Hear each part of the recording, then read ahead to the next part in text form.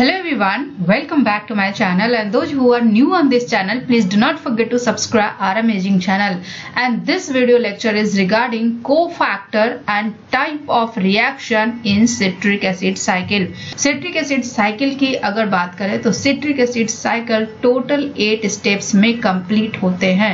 Citric acid cycle को Krebs cycle भी बोलते हैं, ट्राई कार्बोक्सिलिक एसिड साइकिल भी बोलते हैं, TCA साइकिल भी बोलते हैं. So citric acid cycle total 8 steps में complete होते हैं, and this is the cyclic pathway for citric acid cycle. So citric acid cycle में क्या होता है, acetyl coenzyme A, this is the acetyl coenzyme A, ये ऑक्सैलोएसीटेट के साथ कंडेंसेशन करता है in the presence of enzyme citrate synthase, और ये क्या बनाता है, सिट्रेट. So इस स्टेप की अगर बात करें कोफैक्टर की, तो इसमें कोफैक्टर क्या है, coenzyme A. Type of reaction की अगर बात करें तो type of reaction is condensation. So first step of citric acid cycle is condensation reaction, जिसमें कोएंजाइम ए का इन्वॉल्वमेंट होता है. सेकेंड स्टेप की अगर बात करें तो सिट्रेट आइसोसिट्रेट में कन्वर्ट होते हैं, सिट्रेट आइसोसिट्रेट में कन्वर्ट होते हैं, एंड द एंजाइम इज एकोनिटेज. और एकोनिटेज एंजाइम के अगर कोफैक्टर की बात करें तो यहाँ पे कोई भी कोफैक्टर का इन्वॉल्वमेंट नहीं है. टाइप ऑफ रिएक्शन की अगर बात करें तो सिट्रेट एंड आइसोसिट्रेट में क्या डिफरेंस है, citrate and isocitrate both are isomers. Isomers कैसे है, कार्बन पे क्या है, कार्बोक्सिलिक ग्रुप है, इस कार्बन पे भी कार्बोक्सिलिक ग्रुप है, और इस कार्बन पे भी कार्बोक्सिलिक ग्रुप है. सिमिलरली यहाँ पे भी इस कार्बन पे भी कार्बोक्सिलिक ग्रुप है, इस कार्बन पे भी कार्बोक्सिलिक ग्रुप है, एंड इस कार्बन पे भी कार्बोक्सिलिक ग्रुप है. सो डिफरेंस क्या है इस OH का, ये जो OH है ये इस कार्बन पे है, लेकिन आइसोसिट्रेट में OH इस कार्बन पे है. So citrate and isocitrate are isomers. So the type of reaction is isomerization. यहाँ पे क्या होता है, आइसोमेराइजेशन. और ये आइसोमेराइजेशन में 2 स्टेप इन्वॉल्व होते हैं, जिसमें एक इंटरमीडिएट बनता है जिसको बोलते हैं सिस aconitate. First step is the dehydration and second step is the hydration. But ultimately ये type of reaction की बात करें तो ये basically ये isomerization reaction है.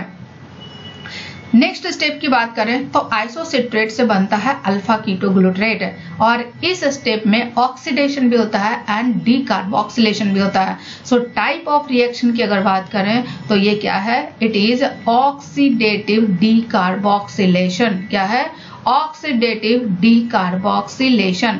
और ऑक्सीडेटिव डीकार्बोक्सिलेशन जिस एंजाइम के थ्रू होता है, मींस आइसोसिट्रेट से अल्फा कीटोग्लूटरेट का कन्वर्सन जिस एंजाइम के थ्रू होता है उसको बोलते हैं आइसोसिट्रेट डीहाइड्रोजिनेज. और इसमें कोफैक्टर की बात करें तो यहाँ पे कोफैक्टर है NAD+.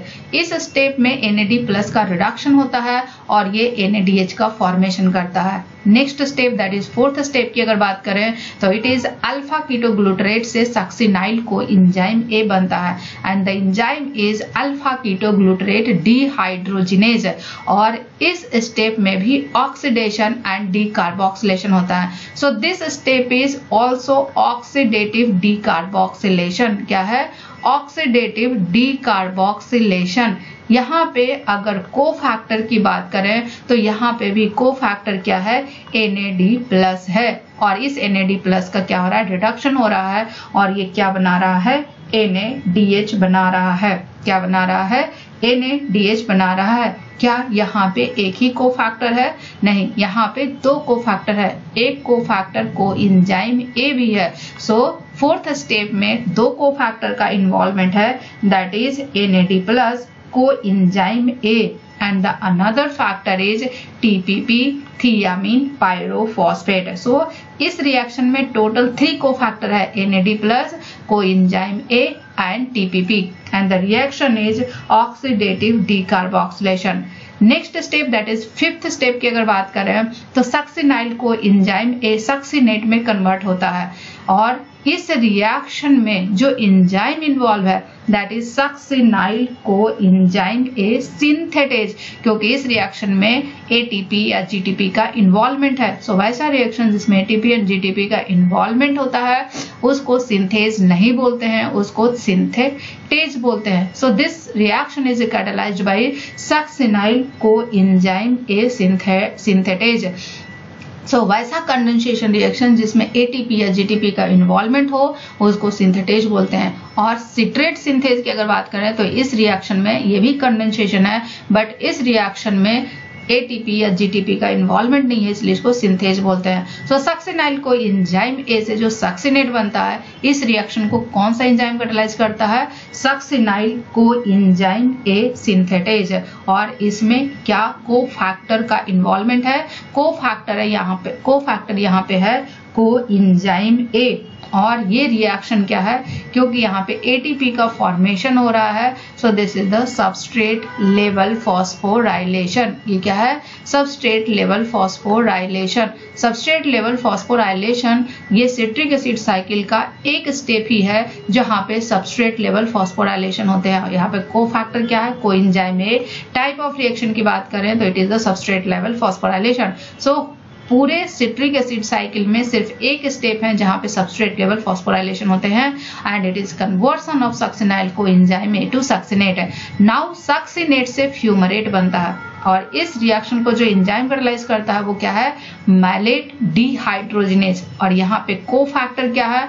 यहाँ पे कोफैक्टर की अगर बात करें तो यहाँ पे कोफैक्टर है FAD. And type of reaction की अगर बात करें तो type of reaction is oxidation. और ऑक्सीडेशन को डिहाइड्रोजिनेशन बोलते हैं। मींस डिहाइड्रोजिनेशन का मतलब क्या हुआ? Loss of hydrogen, and loss of hydrogen is oxidation. So इस स्टेप में कोफैक्टर एफएडी है and type of reaction is oxidation. Now fumarate is converted into malate and this reaction is catalyzed by fumarase enzyme.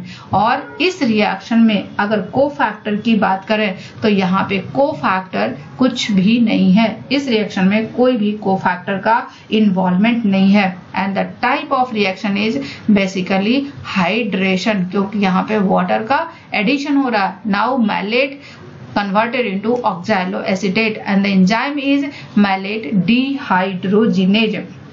और यहाँ पे cofactor की अगर बात करें तो cofactor is NAD+। Type of reaction की अगर बात करें तो यहाँ पे क्या हो रहा है? ऑक्सीडेशन हो रहा है।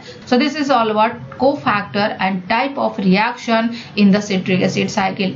अब यहाँ पे कुछ कंक्लूजन है जो कि इंपॉर्टेंट पॉइंट है। इस सिट्रिक एसिड साइकिल के एक टर्न में कितने वाटर मॉलिक्यूल का कंजम्पशन होते हैं?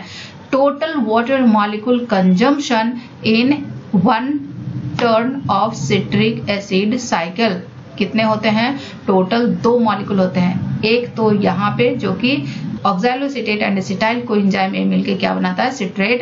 And second one is the fumarase से जो रिएक्शन कैटालाइज होता है, फ्यूमरेट से मैलेट बनता है। तो so one turn off citric acid cycle में टोटल वाटर मॉलिक्यूल का कंजम्पशन 2 होता है।